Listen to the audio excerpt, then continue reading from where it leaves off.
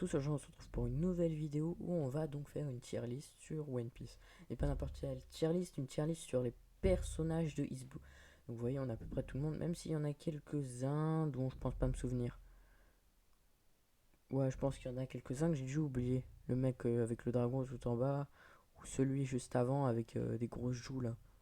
Mais bref, donc on est parti. Si cela vous plaît, n'hésitez pas à laisser un petit pouce bleu, à vous abonner, et voilà. Donc on va refaire un peu les cases parce que voilà, l'anglais, on va pas trop aimer, on préfère le français nous. Donc là, je pense qu'on va mettre une petite masterclass, mais je pense que masterclass, ça va être un peu surdosé, mais bon, c'est pas grave. Ensuite, on va mettre. Mince, attends, je l'avais. Ouais, développement cohérent. Mais en fait, je mets ça pour en rapport avec l'arc Is Blue, quoi. Est-ce qu'il va impacter plus tard dans l'œuvre ou s'il servait un peu à rien. Ensuite, on va mettre, je pense, les personnages qui sont bien. Ensuite, en fait, cool, et ça fait un peu trop, je trouve. Mais bon, c'est pas grave. Bon, ensuite, on va mettre nul. Et pour finir, Evil Degenerate, je crois que ça veut dire. Bon, on va mettre. Mince, oh là là, le gros nul. Ordure. Ouais, ordure, il n'y a pas un H. Ouais, ordure, il n'y a pas un H. Ensuite, Kobe, on va mettre développement cohérent ou bien. En fait, Kobe, il est bien dans l'arc, mais en fait, maintenant, on le voit pas beaucoup. Après, dans les scans, on le voit, mais vas-y, développement cohérent, puisque dans Egghead, c'est intéressant ce qui devient Kobe. Ensuite, Hermep, bien. Non, cool. Ouais, non, cool.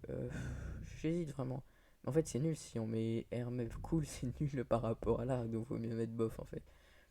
Ensuite, Iguma, il va avoir de l'importance un peu parce qu'il va nous permettre de faire le flashback de Shanks. Donc vas-y, on va pas trop être méchant, on va mettre nul, pas ordure, parce que ça va. Parce que c'est lui, on va avoir le premier acquis des rois et tout.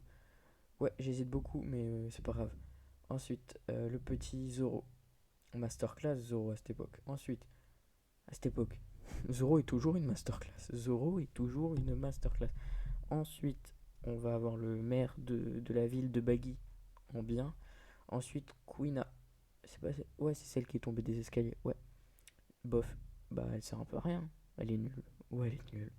Ensuite, on a la masterclass. On a l'homme wagon. L'homme wagon. Je crois que son nom c'était Gaimon. Gaimon. Il servait à rien, mais il était trop classe. Vraiment. Ce mec a servi à rien, je crois, mais il était beaucoup trop classe. Il avait beaucoup trop de classe, genre de charisme. Le mec, c'est un homme wagon, il en a plus rien à faire. On pensait tous que le mec, il avait trouvé un bête de trésor et tout, mais au final, il y avait rien dedans. Mais ça faisait une belle morale, genre, en mode, on peut pas toujours avoir ce qu'on veut, tu vois. Non, je rigole, mais genre en mode. Bref, il pouvait atteindre quelque chose, et au final, bah, il y avait tout un parcours derrière, en fait. Mais bref, c'est long à expliquer. Mais bref, vous avez qu'à relire les tomes, hein, ou les épisodes, je crois que c'était tome 3 ça. Ensuite, le maître de Zoro, bah, il était éclaté, hein, même maintenant quand on voit les flashbacks, quand on a vu le Koba face à King avec Zoro, bah, c'était nul. Et la masterclass de Chouchou qui a donné la clé pour sauver la fille. Morgan, il était bien parce qu'il permettait d'apporter. Ouais, développement cohérent. Parce qu'en fait, il permettait d'apporter bah, Garp. Et Garp permettait d'apporter l'entraînement de Kobe et d'Hermep pour ensuite Water 7. Bref, Luffy, masterclass. Moi j'ai bien aimé carotte, piment, oignon. Carotte, piment, oignon, il y avait des trucs bien. Ensuite, on a la plus grosse fraude de tout One Piece. Plus grosse fraude de tout One Piece, Usopp. Lui, c'est une masterclass, il a donné le Vogue Mary. C'est lui, à cause de lui, ou grâce à lui, on a eu un des flashbacks les plus tristes de One Piece. La fin du Vogue Mary. Ensuite, il y a le mec, il y a ce gars là avec les lunettes. Kuro, je crois, il s'appelle. Il était fort, mais genre, il avait prévu un plan depuis super longtemps. Boumyaki, il y a Luffy qui est parti lui démonter sa tête, c'était trop bien.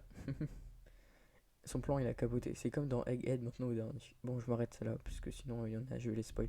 Ensuite, elle, Kaya, elle était nulle parce qu'elle voulait se suicider, je sais plus pourquoi.